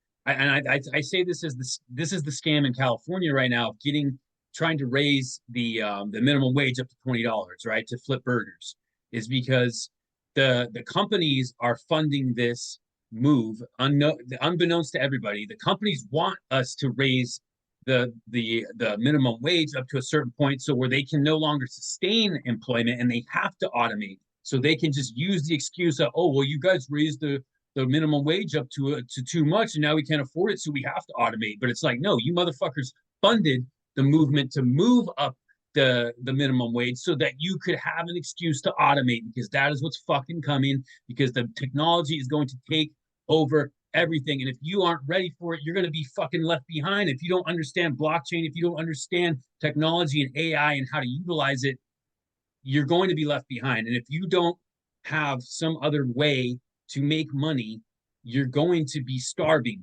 And that's the fucking shift in consciousness in society that we are facing. We're almost out of time for this part 2, but we're going to dive really deep into this third part. So you guys better fucking come back for part 3, because this is going to be some of the most important information that you're going to hear.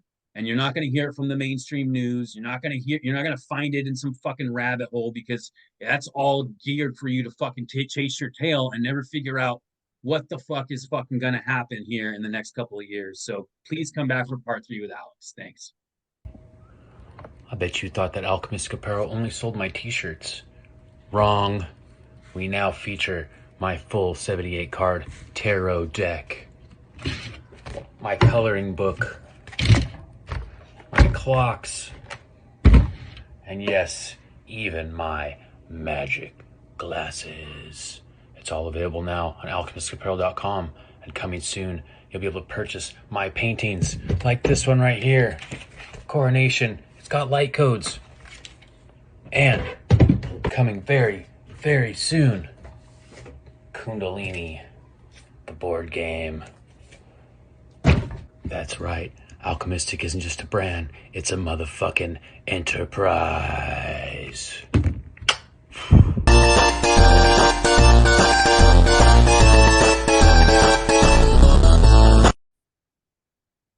And we are back with part 3 with Alex. Now, before we took our break, I was alluding to this great shift in humanity, this great shift in consciousness in society, where technology is going to take over the role of producer.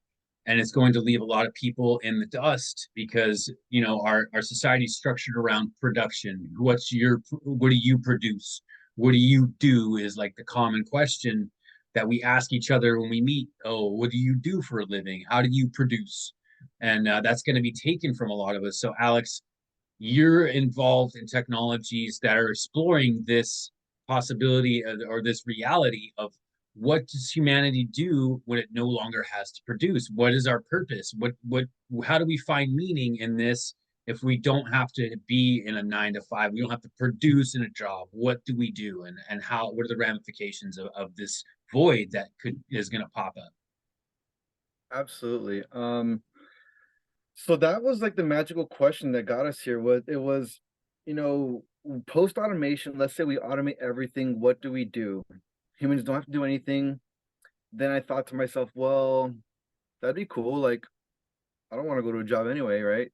But then I thought to myself, like, well, you know, whenever I didn't have a job and I wasn't producing, I wasn't getting money, right? So there's one thing for you not to work, to be able to work and create your own value, right? Because of your own efforts and your own labor. Another thing is for someone to tell you that, no, you don't have to work, but we'll give you this much money and just this much money alone. And you have to make that work for yourself, but you don't have to work anymore. It's like, okay, well, I don't want you to give me just this much amount of money, like, and I don't need you to tell me I can't work anymore. Like, I can do stuff. In fact, I can create things because I'm a creator, and I don't want you to cap my earning potential because I'm a creator. I can create infinite amounts of things. So if someone wants to buy my stuff, who am I to say that, oh no, I can't take any more credits or any more money from you because I hit my limit? Fuck out of here. It's just So another form of slavery at that point, and that's a big problem I had with UBI and these suggestions by like people like Andrew Yang, where it's like, yeah, automation's coming in. It's something that's unavoidable at this point. But like, if you're just capping my potential, like you said, capping my earning potential, when I still have so much to offer. I'm a creator as well. Like I create art, I create things. I made a board game, I made tarot deck, I'm just making things. I make this podcast, I make content on social media. Like I still have this purpose within me that I'm creating something. But I feel like you were saying, like a lot of people might just lose their purpose if they're just, oh, hey, I'm just gonna live off this basic amount of money. Like, how do we right, ignite that creator within people is something that we're gonna have to explore. right. It's interesting you brought up Andrew Yang because before he dropped out of the presidential race, actually, I was supposed to meet with his team and to present the research and the work that I was doing as something that he could use in his campaign. But he dropped out, never heard back, and that was that, you know. Um, but uh, but yeah, so that was kind of like the mindset that I had when I went undertook this mission, which was okay, like people don't care, people can't afford to pay attention, people don't care enough to learn. Um, and then on top of that, you've got a rapidly advancing technology leaving people behind, AI is taking over, and at the same time, no one cares to listen, right? So it's like you got all these things that are happening against the individual, but the individual doesn't do anything to protect themselves except for bury their head deeper in the sand. Probably not the best thing to do, right? If you have all these alarms going off, people like these alarms are going off because they're letting you know you need to listen.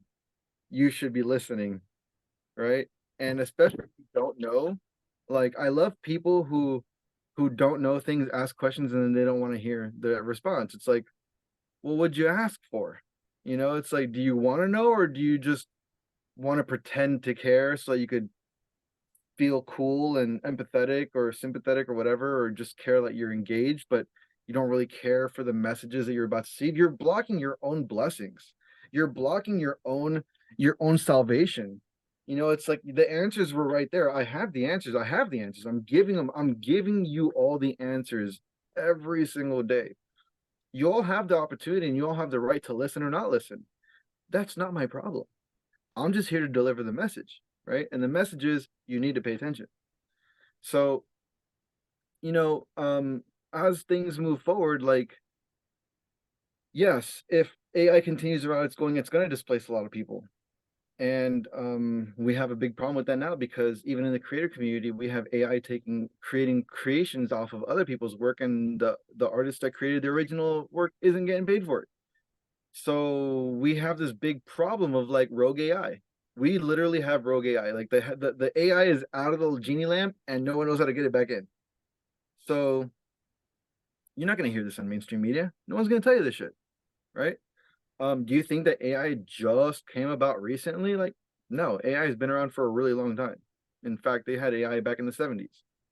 So, like, there's a lot of misconceptions as to where we are technologically speaking. There's a lot of technologies that has been far more developed than has been revealed, but at the same time, think of it like this: like, does humanity really deserve that technology right now? Like, look at us in 2024, still going to war archaically, you know, like we haven't evolved, right? I mean, at least that's what the media paints. Like whether or not that's true or not, I don't know. But according to the media, we're either at war or on the brink of war, or there's always some sort of battle going on. But humanity, for whatever reason, can't seem to find its common ground, right? Do we think that we deserve these technologies that are going to give us longer lasting life, better health, when we're pieces of shit? It kind of boils down, and we're going to go into the spiritual space for a bit here. I've talked about this a lot on my social media, and it goes over people's heads. I think a lot of people think I'm fucking crazy, but if you look at all the ancient texts, and you look at these ancient cultures, and all of the different ideologies that have developed out of the myths and the stories, like it was all alluding to this time, right? All these different prophecies or whatever you want to call it, is alluding to this time we're in right now. But like a lot of these ancient stories, we're talking about a change that happened in humanity, right? Thousands of years ago, we were changed. The Anunnaki changed us into a slave race to mine gold for them, or the serpent tempted Eve, and the sin caused them to be degraded and see that they're naked. It's like all alluding to this change, right? In the distant past, humanity was changed. Our DNA structure was changed. There's two missing DNA. There's two phantom DNA in our DNA structure. And from my own personal spiritual experience, it's my belief that through the awakening process, it ignites those two missing DNA and brings us back to a level of consciousness that we are capable of, which is our highest potential. Our highest potential through this awakening of the Kundalini, the chakras, whatever you want to use terminology wise to describe this. We have the capability within our bodies to connect to God. We have the capability to activate the temple and have a active conversation and relationship with the creator. And it's through this of like rejection of the flesh, if you want to use a biblical term, and the awakening of the spirit within the body. And this is all in these ancient texts, in these ancient religions. They're all pointing to basically the same thing. They have different ways of saying it. And I feel like the Tower of Babel, that just confused the languages, also confused the spiritual knowledge and fractured all this knowledge into all these different cultures, right? But like if you really dive deep into these rabbit holes of spirituality, they all have a piece of the puzzle. And once you put the puzzle together, that's what the puzzle's telling you, is that your body's a temple. You have the ability to activate your highest potential if you just put the effort forth to heal yourself and to really dive into what am I? Who am I? I am that I am. And it's like a lot of these dogmas that have developed around these spiritual concepts will say that's demonic or that's evil or that's putting yourself in the God seat. But it's like, no, it's like it's literally telling you that God is inside of you. He gave you a piece of himself, your little particle, your spirit, and it's up to you in this lifetime to try to connect to that and get back to the Eden consciousness where we started. But you're in this state of degradation, and this is something that you need to put into your mind and your spirit and understand, is like our society is structured to keep you in this state of degradation where you never figure this out. Our religions, our politics, all these wars, all this fake money, this whole system is structured to keep you in a state of degradation where you never arise up the Jacob's ladder to pineal, where I met God face to face. It's all in these. If you really read the scriptures, and you like the whole scripture, the whole Bible is a parable, right? Like Christ spoke in parables so that their eyes could see and their ears could hear, but they don't understand, right? Because there's a deeper knowledge, a deeper meaning to all of this. And if you're too lazy to, like you said, if you don't want to learn, if you like have this aversion to learning, you're never going to figure out this key principle to becoming your highest self. Beautifully said. Beautifully said. And it couldn't be any further from the truth. So, in all this, like, this really is a path of self-realization. No one's going to be able to get you there faster than yourself. And the truth is that in this realm, the only competition you have is yourself, right? Anyone who's out there trying to compete against somebody else, it's like, it's funny to see people trying to compete with me all the time, because there is no competition. I'm me and you're you. Like, and you're an amazing you, just like I'm an amazing me. So when you think of it like this, like, it's like you're not putting yourself on a pedestal, you're putting everyone on a pedestal, and you're giving everyone equal respect and equal love and equal value.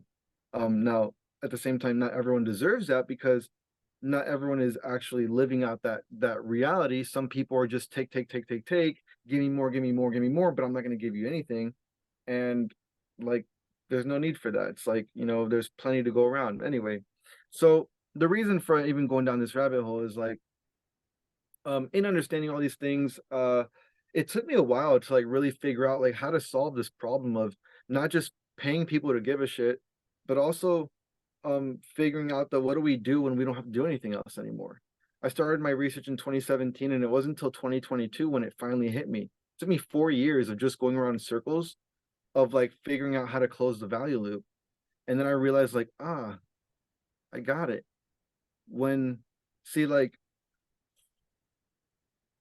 I'm gonna give you a perfect example of let's just say like editing videos. One of the things that I'm not very good at is, or maybe I'm not very efficient at, is doing my own editing, which by the way, we're gonna have a conversation about this podcasting stuff. I'm really digging the energy and the vibe, and I think that there's a lot of topics that I'd love to get into. I think you're a really great candidate to go into these things with. You're right there, and you know a lot about this stuff. So I'm not really great with producing stuff like that.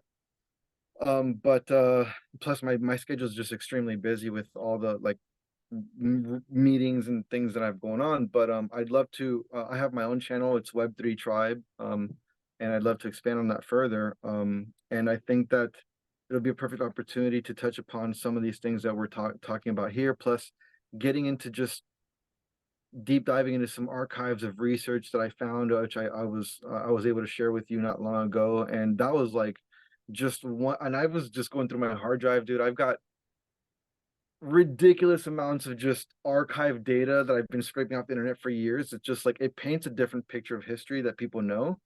And I think that if we started talking about these topics, it would start to maybe make the awakening process a little bit more like enlightening, or it's like, oh, like that makes sense. Like, oh, so that's how that happened. Like putting pieces together, because people don't have all the pieces. People have some, and I mean, nowadays, sometimes people have 2, 3 jobs, right? So it's like, what time do they have to keep up with the news, or to even look into history, or do research, or where do they begin? So I think that being able to touch upon some of these things will help for people to connect the dots, to be able to come to their own conclusions and their own self-realization. But that's Absolutely, man. Like not to cut you off, but like I feel like I've been collecting breadcrumbs my whole life. Like my whole adult life has been just collecting breadcrumbs, and like I said, putting these puzzle pieces together to try to figure out what is this that's going on here. Because I realized at a young age that like they're lying to us. It's like everything in society is this big illusion. It's this puppet show to keep you distracted so that you stay on your little low level of vibration, your level of degradation that I'd explained, to keep you from ever like looking at what is really happening here, to understand the power within yourself, because an right, empowered person is a dangerous person.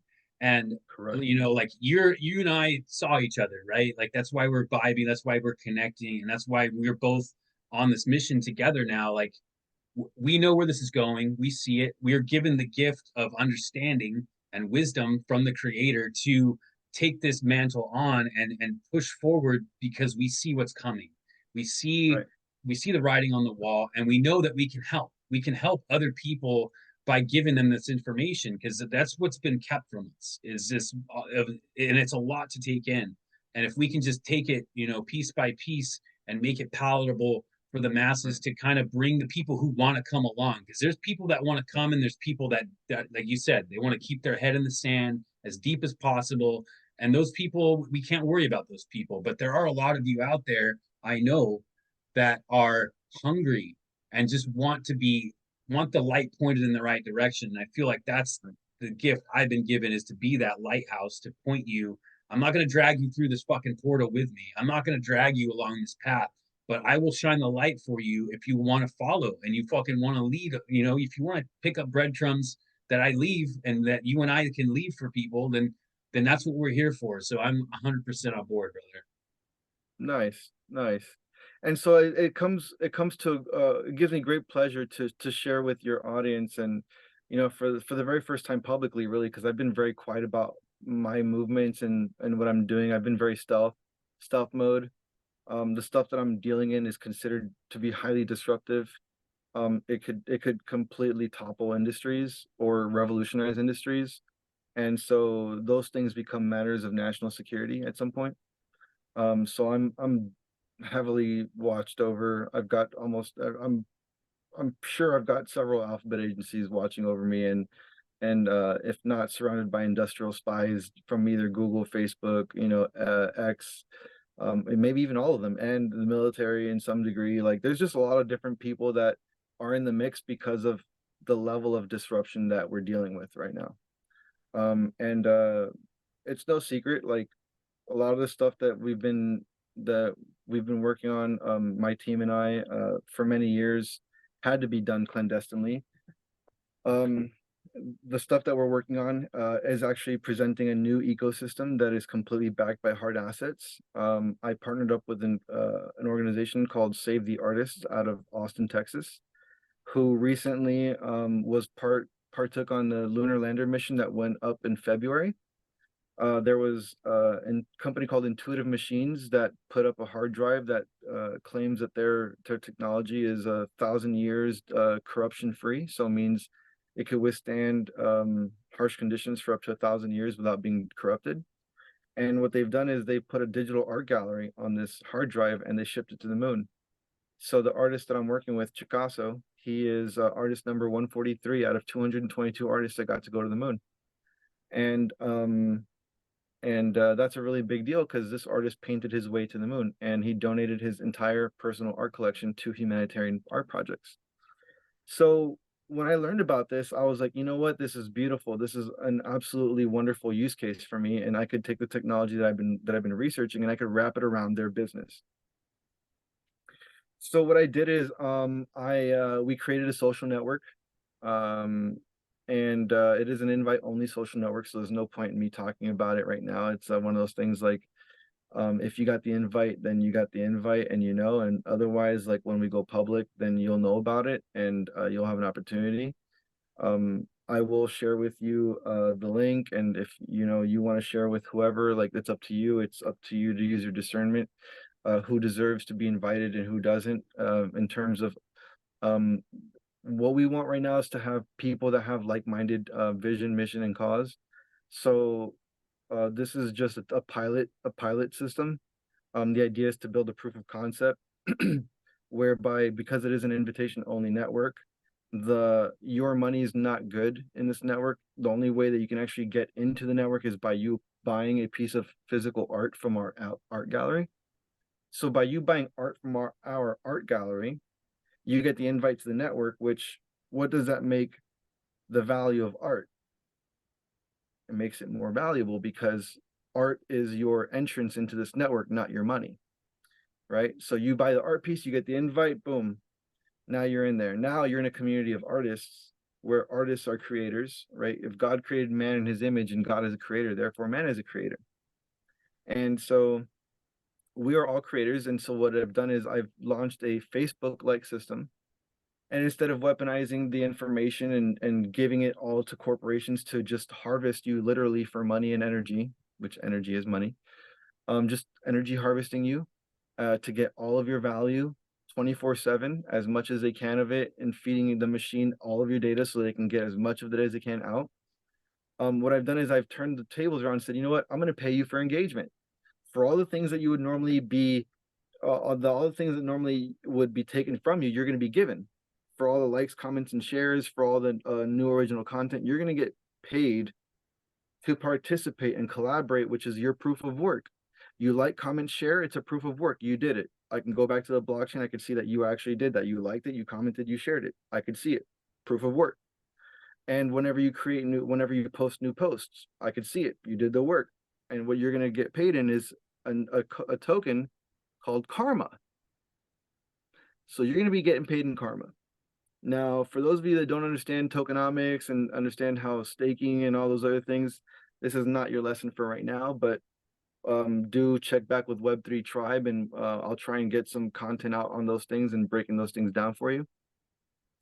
But so the way I designed the mechanics of this new ecosystem is you're going to get karma for your engagement. the cash, the stable coin, the dollar relatable token is going to be called stash, stable cash, or save the artist cash, however you want to label it. When you stake, when you do a certificate of deposit in modern day terms of this karma coin and this stable coin, and you put those together and you deposit them, you're going to generate a new token. It's going to be called love. Okay. Now we're going to launch an online academy, which I told you I did a lot of research on learning how to pay people to learn. So when you go to learn, you're going to get paid in this token called knowledge. Okay. And then when you take that knowledge and you do a certificate of deposit or a stake, knowledge and stash or cash or stable cash, whatever, you're going to deposit those into a stake and you're going to get wisdom, a different token. So the more knowledge that you acquire and the more cash that you put up with that knowledge, you're going to get more wisdom. The more karma that you accrue, that you put up with that stable coin cash, you're going to get more love. So then what are you going to do? You have a bunch of love and you have a bunch of wisdom. You're going to take those two and you're going to put those two together and you're going to stake those and deposit those to create a new token called time.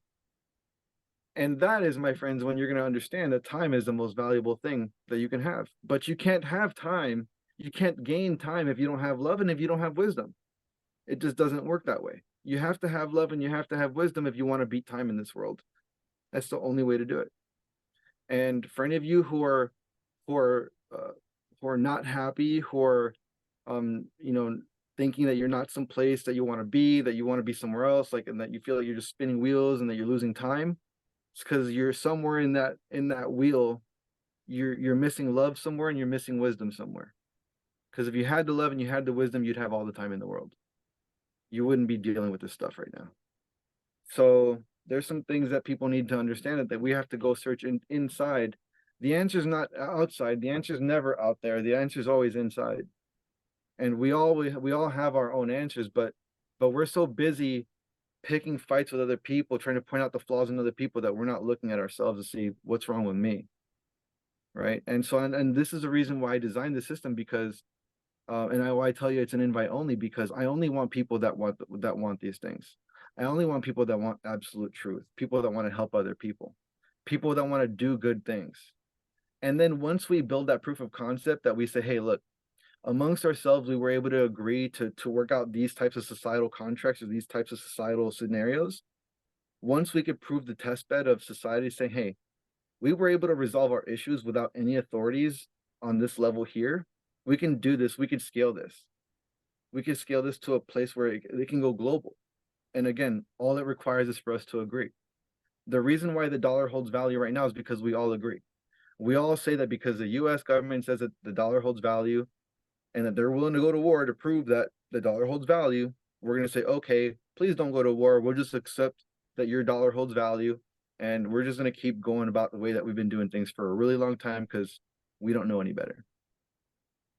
So now, as you accrue this token, now what I've done is I'm taking all of my share of my earnings from different businesses that I've put together. I've got a fuck ton of businesses in different fields, and real estate and medical tech and fintech.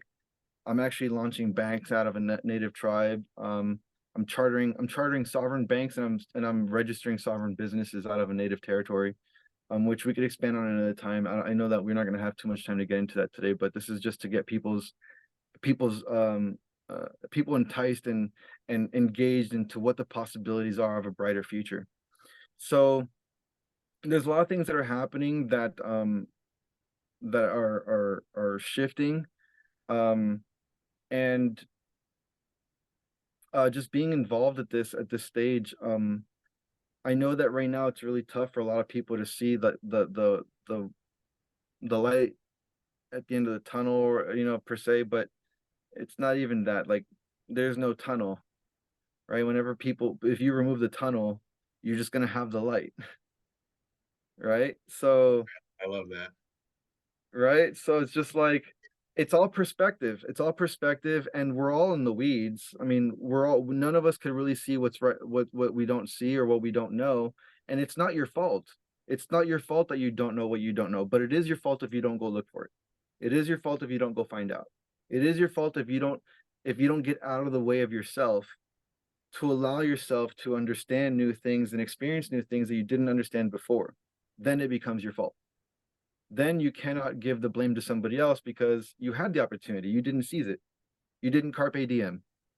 Honestly, it's the whole system, and what I love about it is like it's teaching accountability, which is like a lost it's lost on society. Is like it's everything you've been talking about, right? It's like people don't want to be accountable. They always want to be the person on the pedestal, like talking down to other people and pointing out their shortcomings, and but it's never about what did I do, right? It's so like everything in this social media, the social network is about accountability. It's like, did you put in the time to get the love and the wisdom to get the time back, right? Like, are you accountable for your actions? Are you accountable for who you are? And it's like something that we have been taught to not want to take accountability, because then it shines a light on our shortcomings, and nobody wants to look at their own shortcomings.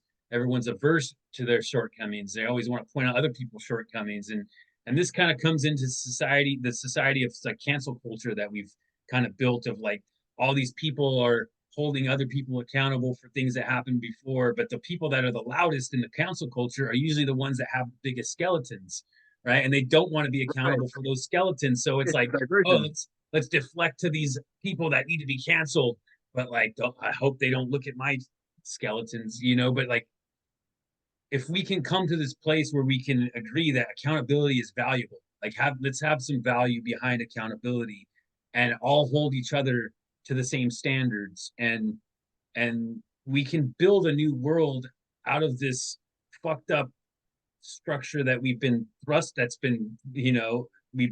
into, and use the technology and use this time of great shift that we all feel internally. Like everybody kind of, we know, like even if you don't know, here that something's happening in this world right now, that you can either stick your head in the sand about it, or you can confront this challenge that we're all facing and be like, all right, I'm ready to figure out what the solution is before we get hit with this problem that we never fucking considered because we had our head in the sand. Like it's time to really, people like us need to kind of stir this on. I'm gonna shed light to your audience today. So, you hear in different industries, you hear them say, "Oh, industry standards this, industry standards that," right? So, in the terms of technology and industry standards, where that goes, I'm gonna tell you what our industry standards and technology equates to right now. Our industry standards and technology right now equates to anywhere from $9 to $11 trillion a year in loss to hacking. That's industry standards. Okay. That's them having the top of the top, the best of the best, the white hats, the black hats, the blue hats, the red hats, the gray hats, all that shit. Right. $9 to $11 trillion a year lost in value to hacking. What if I told you that in a very short amount of time, all that stuff gone? No more. Not only will there not be no hacking, but your internet connection will be secure and it'll be way faster than you have right now. Would anyone that be interested in something like that? If I told you I could give you completely zero trust environment that runs way faster than anything you've ever felt before, and give you access to true 4K, 8K, and maybe even 12K technology, so you can actually have high definition and real time. That would be pretty mind blowing to most people. Like, yeah, right. That's not even possible. It's fantasy talk. Fantasy talk. Well, it's here. It exists. I've seen it. I know it. I know it's there. And it's really, really close to being rolled out. But there is a battle. There's a battle being fought at the toppest levels of society, because these inefficiencies equate to a fuck ton of money that a few groups of people get to capitalize on, because they have the ability to extrapolate that type of value because they have the resources to do it. So it takes money to make money. It takes money to take money too. Right? So when you start understanding these things, it's like, okay, so we've built industries on inefficiencies. You remove the inefficiencies, you kill industries. Yeah, maybe, but it's better for the greater good. because the inefficiencies just creates a broker situation where where we need a middleman. We want to remove all intermediaries from transactions because there's no value in the intermediary. Like the intermediary could just for making a connection, you want half my business. Like I've got this situation now where people think that because they make a connection from me to somebody else, they're gonna get half that business. It's like, cool, you want half the business, no problem, but what are you gonna do for it? Because right now, you just making a phone call, bro, isn't going to cut it. I'm still going to have to do all the paperwork. I'm still going to do all the contracts. I'm going to pay lawyers. I'm going to have to show up to meetings. I'm going to have to take phone calls. All you did was make one phone call, make the introduction, give you 50% of my business. Have a nice day. So, a lot of this comes with lack of understanding, people not knowing business, people not knowing how things work. Information's out there, you know, and all we're trying to do is facilitate things so that people can have an easier time to navigate. And the cool thing is everything is all the guesswork's taken out. All the hard work is already done. All the science is figured out. All you all have to do is just when you guys see the opportunity, don't be those people that called Bitcoin and Ethereum funny money. You know, don't be those people that missed out because you thought it was funny money because you didn't understand something. Like, no, when you guys hear about this technology coming out, go and experiment, go try it out, go dabble, go touch it and see it for yourself. See what it makes, how it makes your life different, and then talk shit about it. Right. But this technology is coming out. Technologies in the internet space are being revolutionized. Technologies in medicine are being revolutionized. Technologies in finance are being revolutionized. Technologies in just assets are being revolutionized. And people think that there's a lack of money in the world. Everyone's broke. It's like, yeah, the majority of the people are broke, but there's a shit ton of money out there, a lot of money. And this kind of leads me to like where we're at right now, which is, you know, I work right now. It's 9:23 in the evening time. Okay, I've been up since 6 o'clock this morning working. All right. I have had a day full of conference calls. I called you up and I was like, bro, you want to do this podcast? Because I was fired up. I had a really amazing conversation on the phone with these people earlier. I mean, you may as well call it holy water, you know, like what these people are talking about, because it does miracles. And just knowing that this stuff is out there, that these people are really, that there are people that have really amazing solutions to like real world problems. And I know deep down inside that these things are only coming into my life because I've put in the work, because I didn't sell my soul to the devil. It didn't matter how rough my time was. I could have sold out and gone to market in 2017, made a shit ton of money in the crypto market, and probably gone to jail for a security or something like that. But I didn't, because it wasn't about making the money. The money, if there's any message that anyone in your audience takes away today, this is what I want to tell people. You want to be happy. You want to get out of this rut where you're like, where your mind isn't controlling your life. You know, do things that make you happy. And if you don't know what that is, take time to try different things. Watch YouTube videos, like explore things or topics or ideas that capture your engagement. Like, what are you interested in? And then whatever captures your interest, if you think that you would like to make money, it doesn't even matter how. All you have to know is, I really like this thing and I want to make money doing this one thing because it's so interesting. I don't know how I'm going to do it. It doesn't matter, but I want to learn so much about this one thing that someday it's going to make me money. If you approach anything that you want to do in life with that approach, like, you'll end up where I'm at, which is, I saw technology. I've always been a big nerd. I always did websites. I've always, you know, I was kind of groomed by an investment banker when I was younger. I did life and health and variable annuities insurance. So I was in the financial market. So these are all things that were like, it wasn't a stretch for me. It was things that already captivated my interest. I was slightly engaged in it. All I did was wrap a lasso around it and I brought it all together. That's all I did. I said, I like this, I like that, I like that. I threw it in a pot, bada bing, bada boom, and now I made a soup. And now that soup is what I'm going to be feeding everybody. Because you know why? Because I learned how to make that soup so good that now I know how to feed millions of people off of my soup that I just made. You took the fish, and now you're gonna feed the masses with it, brother. We're That's almost out of we're almost out of time. You want to keep going with another part? Or you want to leave it there? how much time do we have? It's less than a minute, but we could wrap it up on a fourth part and not go the whole distance if you want to Yeah, just keep let's a do little bit that. longer. All right, Let's guys, do that. part four is coming up. We're gonna go a little bit longer and just wrap with big bow around this fucking amazing conversation. We'll be right back. Thank you. One of the fun things about being alchemistic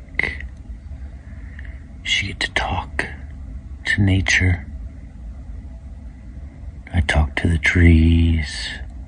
I talk to the bees. I even talk to the birds. A little birdie told me they don't like you very much. You trigger them. Bang, bang. Funny that I would trigger you. All I want is for you to be the best version of you. The version of you that you see in your dreams.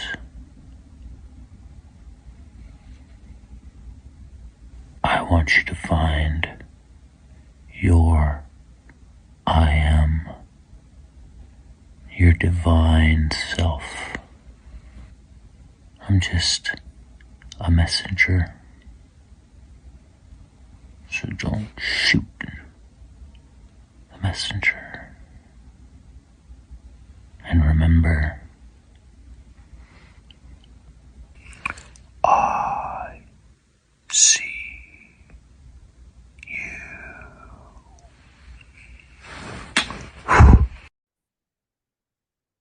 And we are back with Alex. This is part four. We're just gonna put a nice little pretty bow on this very powerful conversation that we feel that many of you really need to hear.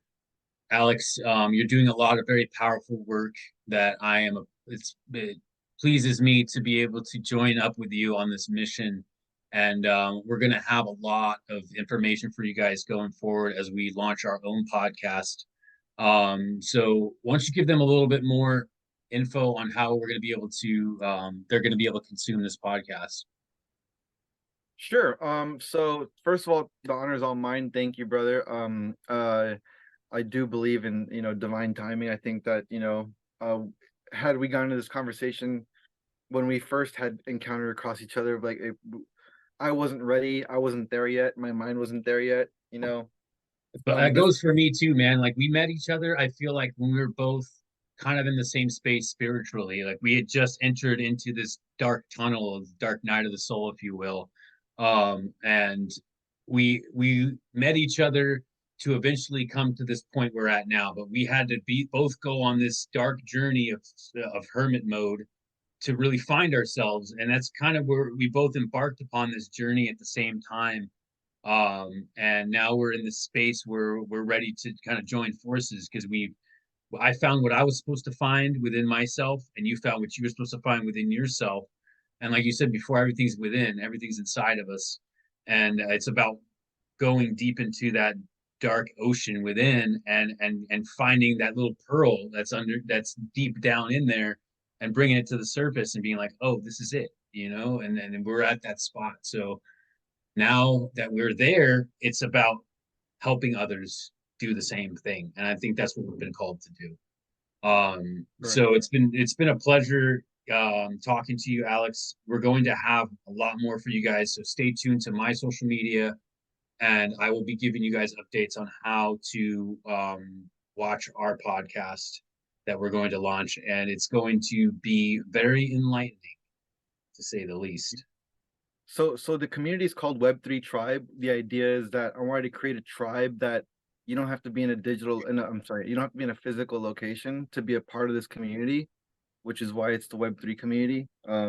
It's also goes by another name as the QTM, which also stands for quantum. So I was one of the first people to use QTM uh, as a shorter version of the word quantum. And so if you see a planet with a 1 and a 0 in it, that's my logo. That's the quantum logo, the quantum tribe. And so that's kind of like the community I'm building. I'm building a community of forward thinkers, of innovators, of people that want to get out of the rat race, of people that want to be out of the matrix, of people that that say that there is no spoon, or that would like to see that there is no spoon. You know, whether you see that there is no spoon or that you want to see that there's no spoon, this is for you. And there's going to be a lot of information that we're going to go into. We're going to be getting into like deep historical records, and even some declassified government documents, and just a treasure trove of just information that most people would never have seen in a textbook in high school. So I'm really excited to get into those things. This is almost like anthropology, archaeology, you know, type stuff. If you want to think of like Indiana Jones, you know, type stuff, like Raiders of the Lost Ark type stuff. Like this is like we're gonna be going on those types of adventures, and getting to talk about history, historical fact, and even going to like compare different sources and saying, hey, well, this is what this says, and this is what that says, and shit, we could even get creative and start asking Chat GPT what it thinks, but you know, whatever, like however people feel about that, yeah, I don't know.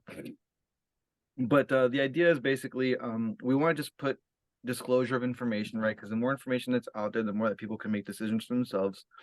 The community that I'm currently working on launching, it's if you want to get an invite to the community, go to savetheartists.com, and that's artists with an S. So savetheartists with an S.com. Go ahead and purchase a piece of art, and we'll go ahead and we'll send you an invite to the community, so you can be a part of it, and then you'll know how to be a part of it. So as you become more ingrained into the community, there are different tiers and levels. The more value that you bring to the community, you become more vested in the ecosystem. So for example, if you bring 143,000 worth of value, you become a benefactor. If you create your own art collection, let me explain this art collection real quick. Everything sold on this platform is going to belong to an art collection, and those art collections are going to be supporting some high impact humanitarian cause around the world.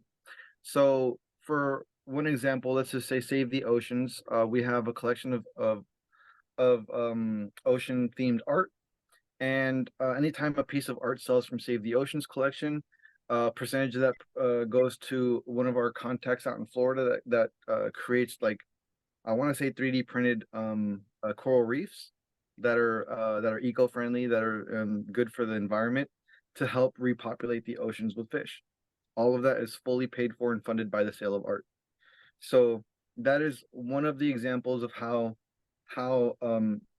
us getting involved in the art trade is helping the planet and helping humanity. So by becoming a part of this community, you will actually get insight and information as to all the latest developments. It is through this community that I'm doing all of my business, all of my forward thinking businesses, because it is its own ecosystem, it is its own asset class. I'm trying to get away from the fiat money, fiat meaning debt money. If you guys want to understand how money works, I would recommend watching a movie called The Zeitgeist. If you haven't already seen it, it's a very powerful movie. It explains a lot of things about how we got here today, and it might bore some of you, but if you could stick through the boredom and actually take it for what it is, and apply it to what your understanding of reality is, it'll really shift your understanding of our current paradigm, and how money works and doesn't work, for that matter, and how our history has been hijacked to some degree. But these are things that, like, you know, we won't get into that stuff now. I just wanted to really thank your audience for sticking all the way through, and if you got this far, you're fucking awesome, and I'd love to connect with more of you and more of your audience as well. If anyone's interested in learning more, my best suggestion would be to connect with me on social media. You can find me at RoMerovingian. So If anyone's seen The Matrix 2, the data trafficker, his name was the Merovingian.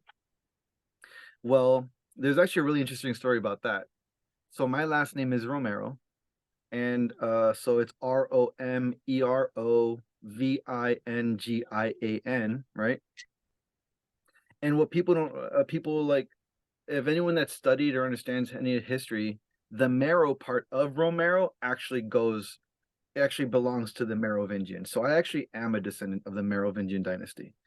But if you don't know your history, this means absolutely nothing to you. For those of you that do, well, hello, that's me. I'm here. In case y'all wanted to know, I do exist. My bloodline did not die.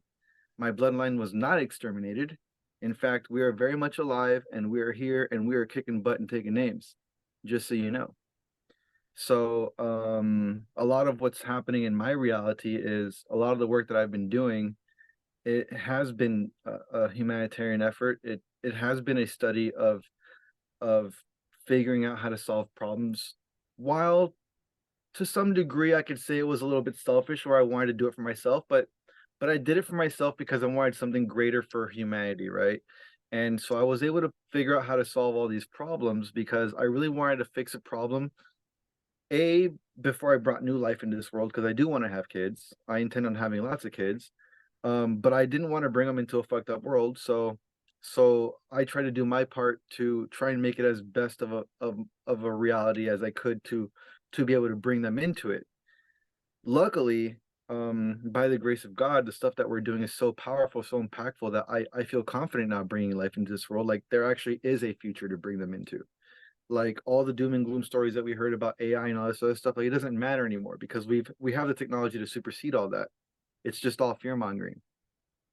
Just understand that there's a lot that you don't understand, and the more that open that you are to receiving new bits of information, the more peaceful and the more joyful and the more happy that your lives will be. But you have to remove ego, pride, and judgment and bias from anything that you perceive, because you don't know what you don't know. And even the things that you do think you know, maybe the things that you think you know weren't presented to you in the proper light or in the right way, and so maybe you only have half the story or a part of the story. So there's a lot of things that we need to just sometimes we just need to sit down, be quiet, listen, and don't take everything that you hear for face value. Just process it and pray on it. Like, does this make sense? And if there's something that doesn't make sense, go and do your research. The most important thing you could do is do your own research, okay?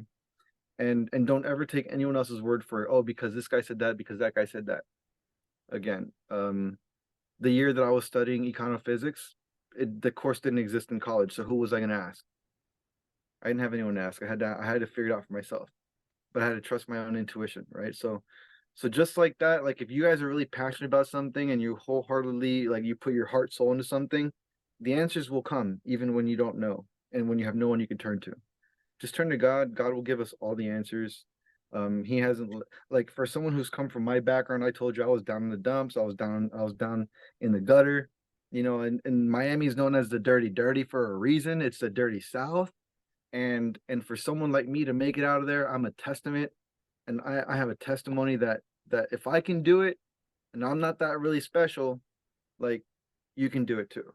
Anyone could do it, but it takes a lot of willpower. It takes a lot of want, and it takes a lot of not giving a shit what anyone else thinks, because at the end of the day, it only matters what you think about yourself, and that includes really anybody, even your own family.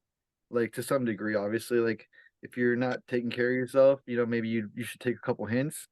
But if you're doing the right thing and you know that you're not hurting anybody and that you're actually helping something, like, it only matters what you know, and it only matters what you believe, and it only matters how you perceive things. Don't let anyone take you off your course. You're a special human being.